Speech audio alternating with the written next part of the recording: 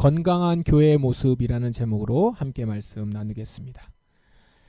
오늘은 우리 디모데후서 2장을 보겠습니다. 여러분들이 오늘 디모데후서 2장을 포함해서 디모데후서 3장도 읽으시고 이렇게 말씀을 계속 읽으셨을 텐데 어떠셨는지 모르겠습니다. 디모데후서는 디모데전서의 후속 서신이긴 하지만 여러 가지 면에서 디모데전서와는 좀 다른 특징들이 있습니다. 디모데전서는 당시 교회의 상황에서 조치해야 될 사항들, 그리고 리더들 세우기 위해서 해야 될 일, 이런 것들을 중점적으로 기록했죠. 그래서 디모데 개인에게 보내는 서신서이기는 하지만 다소 공식적이고 그리고 사무적인 분위기가 많이 풍겼었습니다. 하지만 디모데 후서는 상대적으로 개인적인 목적이 더 컸던 서신서입니다. 지금 바울은 감옥에서 자신의 마지막을 예감하고 있습니다. 글을 보면 마지막으로 사랑하는 디모데를 보고 싶다, 이런 마음에 편지를 쓰고 있다는 것이 좀 느껴집니다. 바울의 서신서 중에 개인적인 내용이 들어가 있는 편지가 거의 없는데 디모데 후서는 그런 면에서 사적인 내용이 많이 담겨 있는 그런 서신서입니다. 내용을 보시면 이렇게 필요한 물건을 가져오라고 한다든지 누구를 데려오라 라고 한다든지 이런 내용들이 말미에 가면 있습니다. 이렇게 마지막을 예감하고 아들같이 사랑하던 그런 디모데에게 쓴 글이다 라는 점을 한번 고려해서 여러분이 디모데 후서를 쭉 읽어보십시오. 그러면 디모데에게 당부하고 있는 것들이 유언과 같이 전해지고 있다는 것이 좀 보일 겁니다. 하나님 앞에서 경건한 사역자가 되기를 바라는 마음, 교회를 어떻게 섬겨야 하는지에 대한 말씀들, 이런 것들이 단지 교과서적인 내용을 말하고 있는 게 아니라 바울이 평생 실천했었던 일들, 확신하며 달려갔던 일들, 이런 것을 사랑하는 아들 디모데에게 전하고 있는 것이죠. 자신의 생명의 끝이 다가오는 순간 새롭게 사역을 시작한 젊은 동역자인 디모데에게 자신의 믿음의 유산을 전수하는 것 같습니다. 이렇게 마지막을 예상하며 썼다라는 걸 생각하면서 읽다 보면 중간중간에 글들을 보면서 이렇게 뭉클한 마음의 감동도 느껴지게 됩니다. 특별히 이렇게 마지막에 보면 겨울이 되기 전에 네가 어서 왔으면 좋겠다, 이런 말에서는 바울이 인간적으로 외로움도 느끼고 정말 디모데를 보고 싶다, 그런 마음이 있구나라는 생각이 이렇게 들게 됩니다.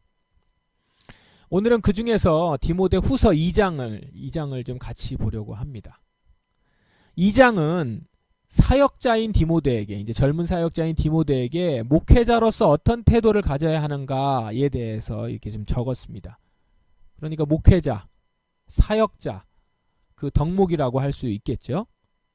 그래서 이 디모데 후서 2장은 목회자들에게는, 특히 목회자 후보생이나 목회를 막 시작한 초년생들에게는 교본과 같은 본문입니다. 그런데 그렇다고 해서 이 본문이 단지 목회자를 위한 글은 아닙니다. 목회자가 어떻게 목회해야 한다, 이렇게 목회해야 한다, 이제 이런 부분이죠. 이런 부분은 사실 근본적으로는 교회 안에 흘러야 하는 가치, 그 가치로부터 비롯되는 거죠. 교회는 이런 곳이니까 목회자 너희는 이렇게 해야 된다, 이렇게 나오는 거 아닙니까? 그러니까 교회론이 바탕이 돼서 그 위에 목회자의 태도가 나오는 겁니다. 교회에 어떤 가치가 흘러야 하는지, 그 가치를 전하기 위해서 목회자는 어떻게 해야 하는지, 이런 것들을 말하는 장이에요. 그러므로 바울은 지금 디모데에게 목회 스킬을 알려주는 게 아닙니다. 목회 기술을 알려주는 게 아니에요. 짧은 시간에 부응하는 비결이라든가 수백 수천 명을 어떻게 신방하는가, 신방하는 법이라든가 이런 목회 방법론을 가르치고 있는 게 아닙니다. 지금 이 디모데후서 2장에서는 교회에 마땅히 흘러야 하는 가치가 온전하게 흘러가기 위해서, 그리고 유지되기 위해서, 건강한 교회가 되기 위해서 해야 하는 목회적 행동들, 이것들을 좀 가르치고 있는 것입니다. 그러면 바울은 디모데에게 어떤 가르침을 좀 전하고 있을까요? 본문을 좀 봅시다. 나의 사랑하는 아들 디모데여, 예수 그리스도의 은혜로 인해 강하고 담대하십시오.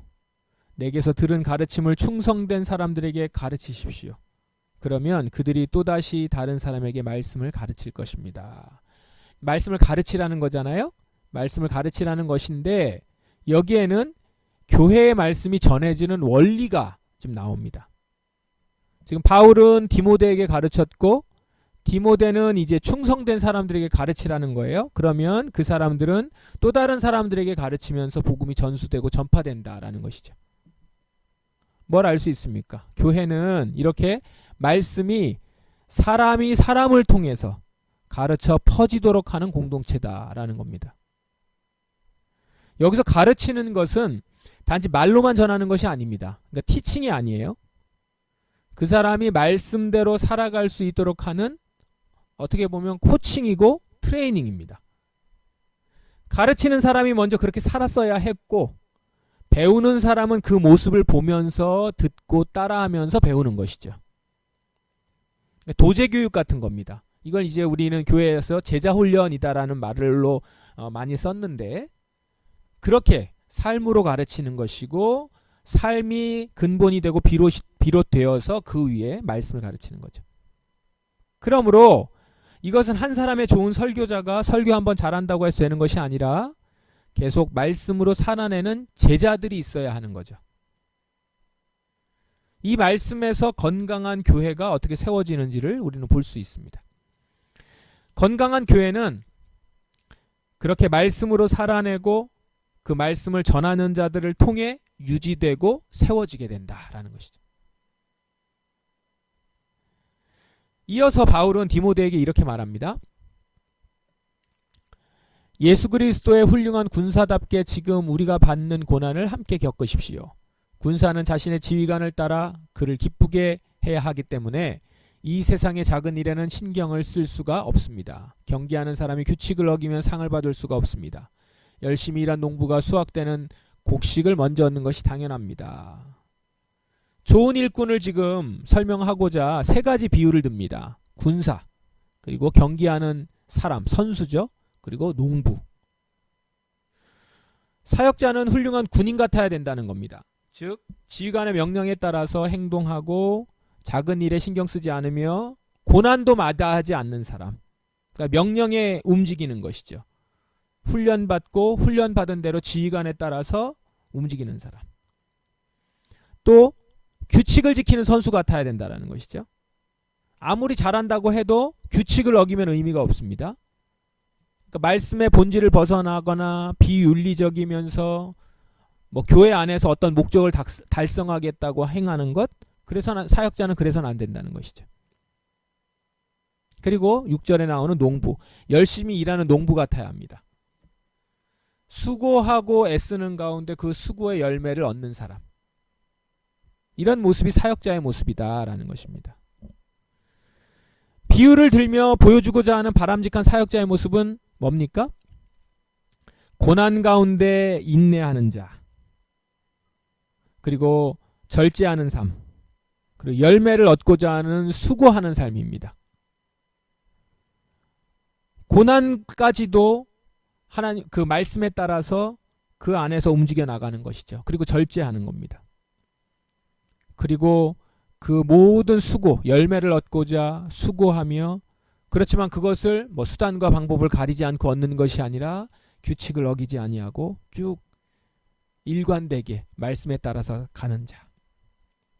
교회는 이런 사역자의 인내, 그리고 절제, 수고가 자양분이 되어서 성장할 수 있다라는 겁니다. 물론 이것은 사역자들만의 수고로 되어지는 것이 아닙니다. 앞서도 말씀드렸지만 이런 인내와 절제와 수고의 삶은 다른 사람에게 가르쳐지고 전수되어져서 또 다른 사람들이 인내하고 절제하며 수고하는 가운데 교회는 더 든든히 서가는 것입니다. 그러니까 앞에 1, 2절의 말씀과도 연결이 쭉 되는 거죠. 따로따로 떨어져 있는 것이 아니라. 그러면 이렇게 인내하고 절제하며 수고하고 살아갈 수 있게 하는 동기와 힘은 어디에서 나옵니까? 바울은 계속해서 이렇게 말합니다. 예수 그리스도를 깊이 묵상하십시오. 그분은 다윗의 후손으로 태어나시고 죽은 자 가운데서 부활하셨습니다. 이 복음 때문에 내가 고난을 받는 것입니다. 나는 비록 죄인처럼 쇠사슬에 매여 있지만 하나님의 말씀은 결코 묶일 수 없습니다. 그러므로 나는 이 모든 괴로움을 기쁘게 참을 수 있습니다. 하나님께서 선택하신 사람에게는 예수 그리스도 안에 있는 구원을 베푸시고 영원한 영광도 함께 주실 것입니다. 사역자로서 고난을 감내할 수 있는 동기, 이유, 예수님을 깊이 묵상하면 자연스럽게 얻게 된다는 겁니다. 예수를 깊이 묵상하면요, 그분이 걸으신 길이 어떤 목적이었는지, 그리고 그 끝에는 어떤 영광이 있는지, 그리고 지금 그렇게 하심으로 인해서 지금 내가 어떻게 살 수 있게 되었는지를 깊이 알게 된다라는 거예요.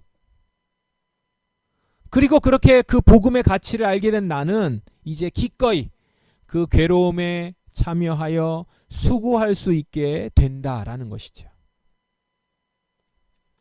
이렇게 예수 그리스도를 묵상하는 것, 주의 나라를 소망하는 것, 이것이 교회가 세워지는 토대가 된다라는 것이죠.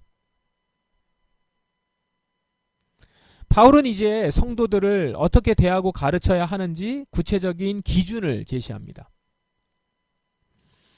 그대는 성도들을 가르칠 때에 하나님 앞에서 말다툼을 하지 않도록 주의를 주십시오. 말로 하는 논쟁은 아무에게도 도움이 안 될 뿐더러 그것을 듣는 사람들도 망하게 합니다. 그대 스스로 하나님께 인정받는 선한 사람이 되도록 힘쓰고 하나님을 열심히 섬기십시오. 진리의 말씀을 올바르게 가르쳐서 부끄러움이 없는 일꾼이 되도록 노력하십시오. 쓸모없는 세상적인 것들을 이야기하는 사람들을 피하십시오. 그런 이야기들은 경건에서 점점 더 멀어지게 할 뿐입니다. 성도들이 하나님 앞에서 말다툼을 하지 않도록 주의하라는 거예요. 이건 성도들끼리도 그렇고 성도들과 사역자 사이에서도 그렇고요. 여기에서 말다툼은 성경 말씀을 갖고 헛된 논쟁을 하지 말라라는 말입니다. 궁금한 것을 묻고 대답하는 과정에서의 토론은 얼마든지 좋습니다. 하지만 불신을 불러오는 과격한 논쟁이나 의도적으로 본질을 흐리게 만드는 주장이나 교회의 질서를 흐트러뜨린다거나 이런 것들은 도움이 안 될 뿐만 아니라 옆에서 듣는 사람마저 큰 해를 입히게 된다는 것이죠. 특별히 16절에 있듯이 교회의 모임이 세상적인 것들, 그것을 이야기하는 것으로 이렇게 채워지는 것, 이것을 조심해야 된다라고 하죠. 그리스도인으로서 일상의 삶을 나누는 거하고 그저 세상적인 것들을 아무 고민 없이 세상의 가치관으로 받아들이고 좋은 정보라고 하면서 나누고 하는 것은 다릅니다. 우리가 매 주일마다 예배 말씀을 듣고 소그룹 그룹 모임을 하는 이유가 뭡니까? 말씀을 듣고 그 말씀의 기준에 따라서 내 삶을 돌아보고 내 삶이 가야 할 길과 그 가치를 따라서 함께 걷자고 격려하고 결단하는 시간 아닙니까? 그 시간은 논쟁하는 시간도 아니고 내가 그렇게 살지 못한다, 말씀대로 살지 못하는 그걸 변명하는 시간도, 그걸 늘어놓는 시간도 아닙니다. 그리고 그 시간은 단순한 교제의 시간도 아니에요. 이 시간들은 말씀에 비춰서 계속 나 자신을 그 앞에 맞춰나가고 세상적인 가치관에 오염된 생각들을 버리고 다시 말씀의 길을 걸어가기로 서로 격려하는 시간인 겁니다. 당연히 세속적인 여러 가치관과 정보교환과 이런 것들이 주가 되는 시간이 되어서는 안 되죠. 이런 것들은 우리를 경건에서 멀어지게 할 뿐입니다. 세상적인 가치관이 하나님의 말씀의 가치관으로 말미암아서 변화되거나 버려져야 되는 것이지 세상적인 기준에 맞춰서 하나님의 말씀을 재단하거나 하나님의 교회를 그것으로 바꾸려고 하는 움직임들이 그 안에 있어서는 안 된다라는 것이죠. 교회는 말씀을 기준으로 해서 이야기하여 그리스도인의 삶을 만들어가는 공동체라는 것입니다. 끝으로 바울은 이렇게 말하죠. 큰 집에는 금그릇과 은그릇이 있습니다. 그러나 나무그릇과 흙으로 빚은 그릇 또한 있습니다. 그 그릇 가운데 특별히 귀하게 쓰이는 그릇도 있지만 평범하게 쓰이는 그릇도 있을 것입니다. 만약 누구든지 악을 멀리하고 자신을 깨끗하게 하면 주인이신 주님이 쓰기에 귀하고 거룩한 그릇이 될 것입니다. 그런 사람은 언제나 좋은 일에 쓰일 수 있는 준비된 사람입니다. 젊은 사람들이 빠지기 쉬운 정욕을 멀리하십시오. 깨끗한 마음을 가지고 주님을 신뢰하는 사람들과 함께 의와 믿음과 사랑과 평안을 추구하기 바랍니다. 네, 이 말씀은 조금 이따가 우리 같이 22절은 보려고 했는데 나왔습니다. 교회 안에도 재력이 있는 사람, 능력이 있는 사람, 신분이 높은 사람, 그렇지 않은 사람이 있다라는 거예요. 그런데 주님은 그런 금이냐 은이냐의 재료의 값어치에 따라 쓰시기를 결정하지 않는다라는 것이죠. 비싼 그릇이냐 싼 그릇이냐, 그게 주님이 쓰시는 기준이 아닙니다. 주님이 쓰시는 기준은 그 그릇이 깨끗하냐 아니냐. 내가 금그릇이냐 은그릇이냐 나무그릇이냐 질그릇이냐, 그게 아니라 어느 그릇이냐 상관없이 지금 내가 깨끗한 그릇인가, 주님이 쓰시기에 거기에 주님께서 원하시는 것을 담기에 적당하게, 아니 깨끗한 그릇인가, 담을 수 있는 그릇인가. 아무리 금그릇이면 뭐합니까? 그 안에 오물이 들어있으면, 그 그릇이 깨끗하지 않으면, 더러우면 그 그릇을 써야 할 때 당장 쓰지 못하게 되죠. 이처럼 교회 안에 쓰이는 그릇은 금그릇 은그릇이 아니라 깨끗한 그릇이라는 거죠. 진짜 건강한 교회는 그럼 어떤 그릇이 많아야 해요? 깨끗한 그릇이에요. 금그릇 은그릇 많은 거 자랑할 것이 아니고 깨끗한 그릇이 있어야 됩니다. 깨끗한 그릇들이 교회를 교회답게 만드는 것입니다. 그럼 깨끗한 그릇은 어떤 모습입니까? 22절, 젊은 사람들이 빠지기 쉬운 정욕을 멀리하고 깨끗한 마음을 가지고 주님을 신뢰하는 사람들과 함께 의와 믿음과 사랑과 평안을 추구하는 것. 정욕을 멀리하고 자신의 뜻이 아닌 하나님의 뜻으로 자신의 마음을 채우고 주님을 신뢰하는 모습, 의와 믿음과 사랑과 평안으로 삶을 채우려고 하고 그렇게 살아가고자 애쓰는 마음을 가지는 사람들, 내 안에 빠지기 쉬운 정욕들을 계속해서 깨끗하게 하고 제거하며 회개하는 심령, 그렇게 악을 멀리하려고 하는 것, 그런 깨끗한 그릇과 같은 사람, 그런 사람들로 인해서 건강한 교회가 세워집니다. 교회는 바로 이렇게 깨끗한 그릇과 같은 사람으로 사람이 만들어가는 것입니다. 오늘 말씀을 정리해 보겠습니다. 바울이 디모데에게 전한 가르침을 통해서 사역자로서 너는 이렇게 서야 한다라고 전했지만, 거기서 그럼 참다운 교회는 어떤 모습인가를 그려볼 수 있습니다. 바울이 디모데에게 전한 가르침 가운데서 교회다운 모습, 그 정리하면 이렇습니다. 건강한 교회는 첫째, 복음의 가르침이 복음을 산 사람을 통해서 전수되고 전해지는 교회입니다. 복음을 정말로 살았던 사람을 통해서 전수되고 전해집니다. 둘째, 예수를 깊이 묵상하고 하나님 나라를 소망하여 인내와 절제와 수고를 하는 것을 통해서 교회는 세워집니다. 그리고 셋째, 말씀 중심의 나눔과 그 말씀으로 삶을 해석하는 교회, 그런 교회가 건강한 교회입니다. 그리고 넷째, 날마다 깨끗한 마음으로 주님을 신뢰하는 일을 매우 중요하게 여기는 교회입니다.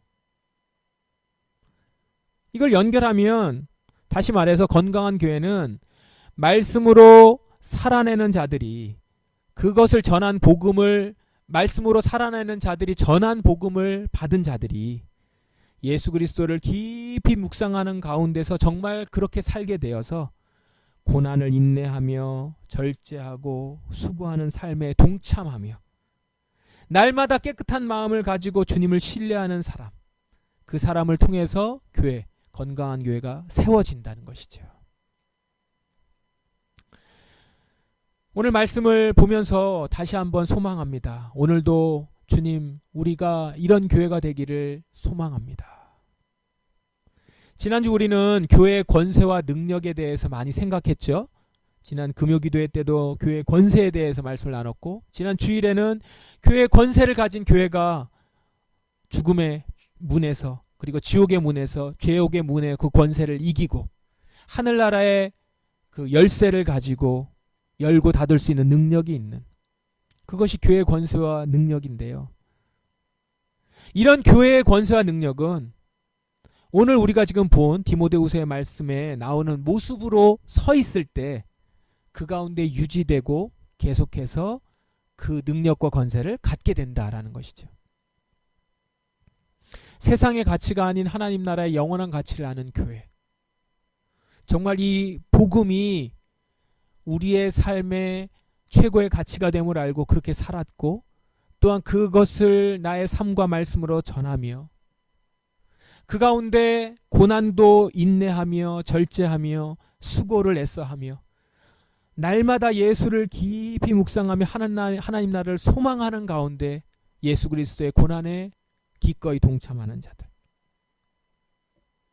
말씀 중심으로 이야기를 나누며 그 말씀으로 자신의 삶을 해석하기를 기뻐하며 또 그 말씀을 가지고 날마다 내 자신의 모습을 계속 깨끗하게 하여 깨끗한 그릇으로 주님이 쓰시기에 항상 내어놓을 수 있는 그런 모습. 그런 사람들이 한 사람 한 사람 세워져서 이 교회 안에 채워지기를 정말 간절히 소망합니다. 우리 모두 목회자나 성도나 할 것 없이 이 주의 영광스러운 교회의 구성원이 되기를 진정 소망합니다. 지금 여러분 이 자리에 함께 말씀을 나누고 있는 저와 여러분이 정말 그런 깨끗한 그릇으로 예수를 깊이 묵상하여 하나님 나라를 소망하여 고난에 동참하는 자로 말씀을 나누기를 기뻐하고 말씀의 이야기로 삶을 정의하기를 기뻐하는 우리의 모습으로 그렇게 서는 한 사람 한 사람 구성원이 되기를 원합니다.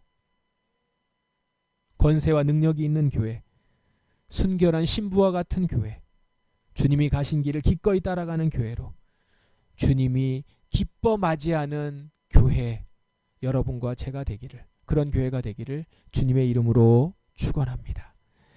기도하겠습니다. 우리 말씀에 의지해서 기도하십시다. 주님, 이런 교회가 되게 하소서. 이런 교회인 제가 되게 하소서. 하나님 나라의 영원한 가치를 알고 순결한 신부와 같이 권세와 능력이 있고 주님의 가신 길을 기꺼이 쫓아가기를 원합니다. 오늘도 예수 그리스도 당신을 깊이 묵상합니다. 하나님 나라를 소망합니다. 끝까지 주님이 쓰시기에 부족함이 없는 깨끗한 그릇 되게 하옵소서. 이렇게 기도하며 나아가십시다. 기도하겠습니다.